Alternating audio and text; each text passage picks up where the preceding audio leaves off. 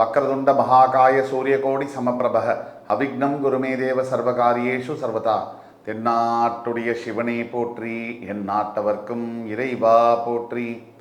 அன்பர்களே நண்பர்களே, இந்த புத்தம் புதிய நிகழ்ச்சியில் உங்கள் அத்துணை பேரையும் சந்திப்பதில் மிக்க மகிழ்ச்சி கொள்கிறேன்.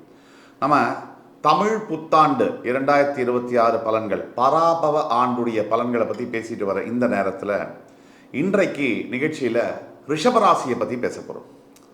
ரிஷபராசி காலபுருஷ தத்துவப்படி 2ஆம் வீடு, சுக்கரனுடைய வீடு. இப்போ ரிஷபராசியில் பிறந்தவங்களுக்கு இந்த தமிழ் புத்தாண்டு பலன்கள் எப்படி இருக்கும், அதை பற்றி விரிவாக பேசலாம். இந்த ஏப்ரல் 2026 14ஆம் தேதி முதல் ரிஷபராசிக்கு ஏகோபத்த ஒரு நல்ல காலம். ஏற்கனவே 10ஆம் பாவத்தில் இருந்து வந்த சனி பகவான் 11ஆம் வீடு என்று சொல்லக்கூடிய மீனராசியில் அமர்ந்துட்டார். 10ல் இப்போ ராகு இருக்கார், 4ல் கேது, 2ல் குரு. இப்போ ஜூன் 2ஆம் தேதி 2லேருந்து 3ஆம் பாவத்திற்கு போக போகிறார். அப்படி போகக்கூடிய குரு ரிஷபராசியுடைய 7, 9, 11ஆம் வீடுகளை பார்க்க போகிறார். இதுதான் நிலைமை. டெக்னிக்கலாக சொன்னால் பல பேருக்கு ஜோதிடம் தெரியறதுக்கூட வாய்ப்பு இல்லை. பட் ஜோதிடம் ஓரளவுக்கு தெரிந்தவர்களுக்கு நம்ம என்ன சொல்கிறோம் அப்படிங்கிறது புரியும்.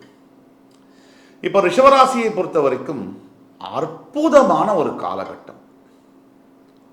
பல ஆண்டுகளாக ரிஷபராசிக்கு இந்த வீடியோவில் எப்படி கொண்டு போக போகிறோன்னா, இன்ட்ரடக்ஷன், அறிமுகம் தவிர ஒட்டுமொத்த ப்ரிடிக்ஷன்ஸு, அதுக்கு பிறகு கிரகங்களுடைய நிலைமை என்ன, அதுக்கு பிறகு நம்ம வாழ்க்கையில் இருக்கக்கூடிய காதல், படிக்கக்கூடிய மாணவர்கள், வேலை சம்பந்தப்பட்ட விஷயங்கள், பணம் கடன் சம்பந்தப்பட்ட விஷயங்கள், இப்போ என்ன நடந்துட்டுருக்கு, இனிமேல் என்ன தான் நடக்க போகுது,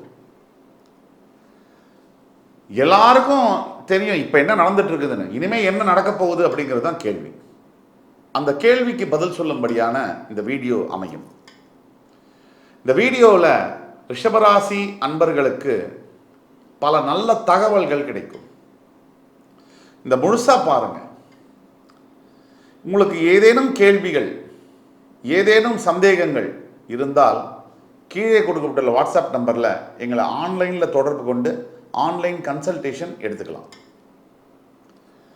ரிஷபராசி என்பவர்களை பொறுத்த வரைக்கும் இந்த ஆண்டு ஒரு பொற்கால ஆண்டு. இதில் நம்ம மிகைப்படுத்தி சொல்லவே இல்லை. இந்த வரக்கூடிய பராபவ ஆண்டு ரிஷபராசிக்கு ஒரு பொற்கால ஆண்டு. எல்லா விதத்திலையும் வாழ்க்கையில் மாற்றங்கள் வரக்கூடிய ஆண்டு. காதல் மாறி திருமணம், திருமணம் இருக்கக்கூடியவர்களுக்கு குழந்தை பாக்கியம், சாதாரண வேலையில் இருக்கக்கூடியவர்களுக்கு நல்ல வேலை மாற்றங்கள், கடன் தொல்லையில் இருக்கக்கூடியவர்களுக்கு அதிலிருந்து விடுதலை, அதே மாதிரி உடல் ஆரோக்கிய பிரச்சனையில் இருக்கக்கூடியவர்களுக்கு அதிலிருந்து வெளியில வந்து நல்ல ஆரோக்கியம். எது இருக்கோ இல்லையோ வாழ்க்கையில் நமக்கு நல்ல ஒரு ஆரோக்கியம் என்பது தேவை. இந்த சுவர் இருந்தால் தான் சித்திரம்னு சொல்கிற மாதிரி நம்ம ஆரோக்கியம் இல்லைன்னு சொன்னால் எவ்வளவு பெரிய ஆளாக இருந்தான்னு, பணம் இருந்தான்னு, பேர் இருந்தான்னு, புகழ் இருந்தான்னு அத்தனையும் வீண். அப்போ ஹெல்த்தை பார்த்துக்க வேண்டியது ரொம்ப முக்கியம். அப்போ ரிஷபராசிக்கு சனி 11ஆம் வீட்டில் இருக்கக்கூடிய பலன்கள் என்ன? சனி பகவான் எப்பவுமே 3, 6, 11 இந்த 11ஆம் வீடு ரொம்ப சர்க்கிள் பண்ணிக்கணும். இந்த இடத்துல சனி இருக்கும் போது உச்சபட்ச பலனை தருகிறார். சனியுடைய இடத்திற்கு பலம் அதிகம், பார்வைக்கு பலம் குறைவு. குருவுடைய இடத்திற்கு பலம் குறைவு, பார்வைக்கு பலம் அதிகம். இது ஜோதிடத்தில் இருக்கக்கூடிய நுணுக்கங்கள். சனியுடைய 11ஆம் இடம் லாபஸ்தானத்தில் உங்களுடைய பாக்ய அதிபதி, பாக்கியத்தை கொடுக்கக்கூடியவர் லாபஸ்தானத்தில் இருக்கிறார்.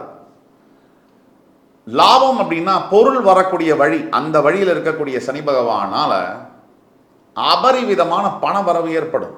அப்புறம் வாழ்க்கையில் பணம் வந்துருச்சுன்னு வச்சுக்கோங்க, எல்லாமே வந்த மாதிரி தானே. நிம்மதியை தவிர, சந்தோஷத்தை தவிர, தற்காலிக சந்தோஷத்தை பணத்தால் வாங்க முடியும். ஆக நிம்மதியை தவிர பணத்தால் எல்லாத்தையும் வாங்க முடியும்.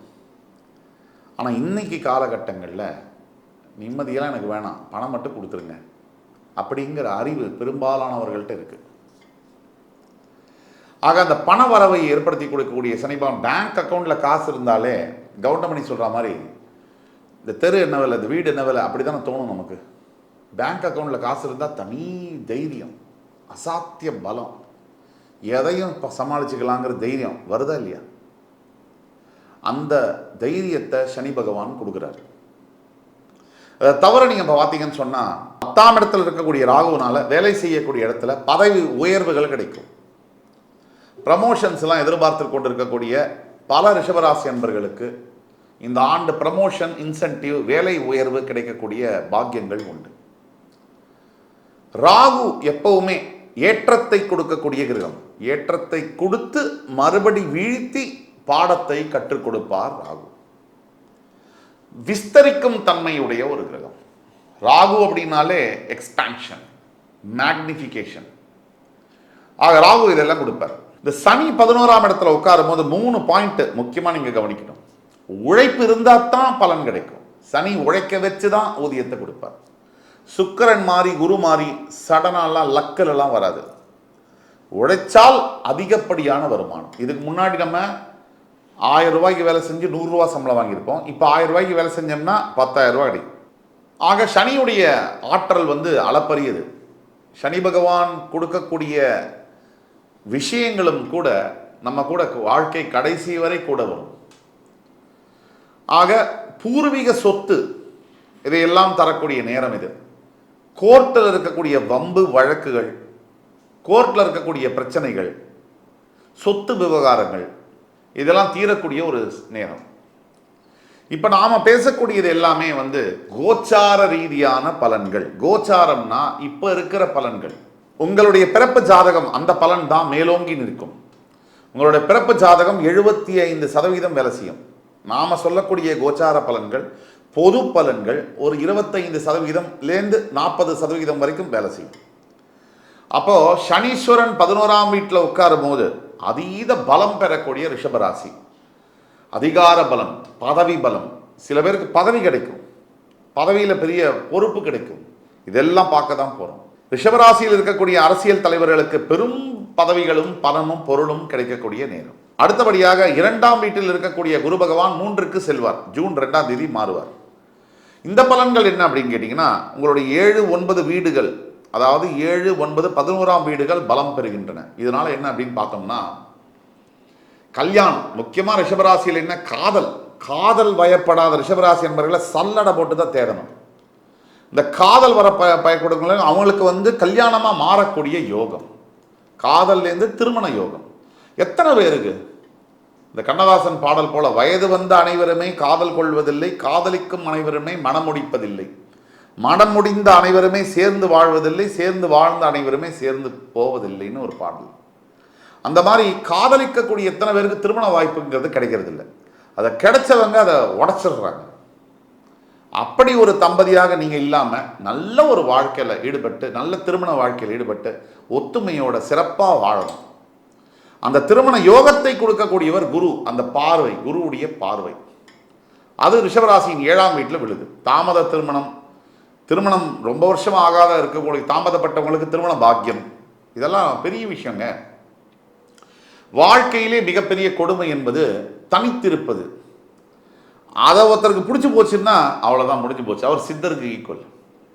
அப்போ அந்த தனிமையிலேருந்து விடுபடக்கூடியது அந்த குடும்ப வாழ்க்கை. அந்த குடும்ப வாழ்க்கையை கொடுக்கக்கூடிய குரு பகவான். பிறகு 9ஆம் வீட்டை பார்க்கக்கூடிய குரு பகவானால் தந்தை மகன் கிடையான உறவுகளில் மிகப்பெரிய ஒற்றுமை. அதே மாதிரி பாக்கியங்கள், வேலை வாய்ப்புகள் பெரிதளவில் வேலை வாய்ப்புகள் கிடைக்கக்கூடிய யோகங்கள், இதெல்லாம் அன்னைக்கு ரிஷபராசிக்கு வரப்போகுது. 11ஆம் வீட்டை பார்க்கக்கூடிய குரு பகவானால் எண்ணற்ற பயன்கள், பெரிய உத்தியோகம் கிடைக்கிறது, பெரிய வேலை, வெளிநாடு செல்லக்கூடிய யோகங்கள்லாம் கிடைக்கிறது, நிறைய பொருள் சேர்க்கிறது, வீடு வாங்கக்கூடிய யோகம், இதெல்லாம் நடக்குது. ஆக 4ஆம் வீட்டில் இருக்கக்கூடிய கேது என்ன சொல்ல வராரு ரிஷபத்துக்கு அப்படின்னா, உடல்நிலையை பார்த்துக்கொள்ளுங்க. உங்கள் உடம்பை மட்டும் இல்லை, உங்கள் பெத்த தாயாருடைய உடல்நிலையும் பார்த்துக்கொள்ளுங்க அப்படின்னு சொல்கிறார். அம்மாவோட ஹெல்த்தை நம்ம பார்த்துக்கணும் கவனமாக. அம்மா அப்பா இருக்கிற வரைக்கும் தான். அம்மா அப்பா இல்லைன்னா அந்த பிக்சரே வேற வாழ்க்கையில். அம்மா அப்பா உயிரோடு இருக்கிற வரைக்கும் அது ஒரு பொக்கிஷம். அது இல்லாமல் போகிறவங்களுக்கு தான் அது தெரியும். ஆக ரிஷபராசி என்பவர்களுக்கு இருக்கக்கூடிய தாயாரை நன்றாக பார்த்து கொள்ள வேண்டும். ஏப்ரல் 19க்கு பிறகு இந்த சுக்கிர பகவானால் உங்களுக்கு மிகப்பெரிய லக்ஸரி, கம்ஃபர்ட்டில் நல்ல ஒரு பெரிய வாகனம், கார், பிரீமியம் கார் வாங்கக்கூடிய யோகங்கள் ரிஷபராசி என்பவர்களுக்கு உண்டு. சரி, இது வரைக்கும் என்ன நடந்துச்சு? வருஷக்கணக்காக அசிங்கங்கள், அவமானங்கள், தோல்விகள், தோல்வி பயம், கடன் தொல்லை, நாம் பட்ட வேதனைகள், மன வேதனைகளுக்கு அளவே இல்லைங்க. அதெல்லாம் ஒரு பக்கம் இருக்கட்டும்ங்க. கடைசி மூச்சு வரைக்கும் வாய்ப்பு இருக்குல்ல வாழறதுக்கு, அந்த மூச்சை பயன்படுத்தி வாழ கற்றுக்கணும். இப்போ நல்ல காலம் வரும்போது பழசை மறந்துட்டு நல்ல ஒரு வாழ்க்கையை தொடங்கணும்.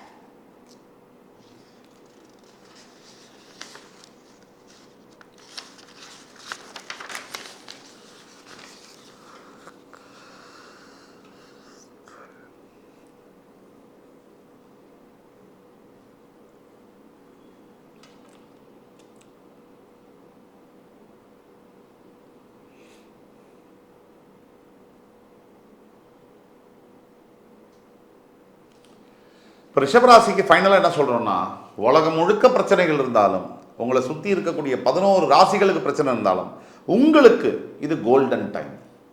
இது ஒரு கிடைப்பதற்கறியாத ஒரு வாய்ப்பு. இந்த வாய்ப்பை பயன்படுத்தி நீங்கள் ஜெயிக்க வேண்டும். வாழ்க்கையில் வெற்றி பெறுவது என்பது அவ்வளவு சுலபம் அல்ல, அவ்வளவு கடினமும் அல்ல. முயன்றால் முடியாதது இல்லை. முயற்சி இல்லாதவர்களுக்கு தான் இந்த அதிர்ஷ்டத்தை நம்பி காத்திருக்க வேண்டும். முயற்சி இருப்பவர்களுக்கு அதிர்ஷ்டம் அவர்களுக்காக காத்திருக்கும். ஆக நீங்கள் கொஞ்சம் ட்ரை பண்ணிங்கன்னா அந்த ஃபார்ச்சூன் சொல்லக்கூடிய லக்கு உங்களுக்காக வெயிட் பண்ணும். இந்த வாய்ப்பை நழுவ விடாதீங்க, பயன்படுத்தி கொள்ள வேண்டும். இதுக்கு தான் முக்கியமாக சொல்கிறோம். ரிஷபராசி அன்பர்கள் செய்ய வேண்டிய 2 விஷயம் பரிகாரம். 1, சிவ ஆலயங்களில் ஞாயிற்றுக்கிழமை தோறும் நீங்கள் செல்ல வேண்டும். 2, துர்க்கை அம்பாளை வழிபட வேண்டும். இது 2ஐயும் நீங்கள் செஞ்சீங்கன்னா போதும். உங்களுக்கு நீங்களே நினச்சி பார்க்க முடியாத அளவிற்கு உங்களுடைய வாழ்க்கை மேலே ஜெயித்து கொண்டே போகும். இதுதான் உண்மை, சத்தியம். இந்த காணொளி உங்களுக்கு ரொம்ப பிடிச்சிருக்கும்னு நம்புகிறேன். மறுபடி என் அன்பிற்கினிய ரிஷபராசி அன்பர்களை மறுபடி சந்திக்கும் வரை உங்களிடமிருந்து விடைபெறுவது உங்கள் சுபாஷ் பாலகிருஷ்ணன். நன்றி, வணக்கம், வாழ்க வளமுடன்.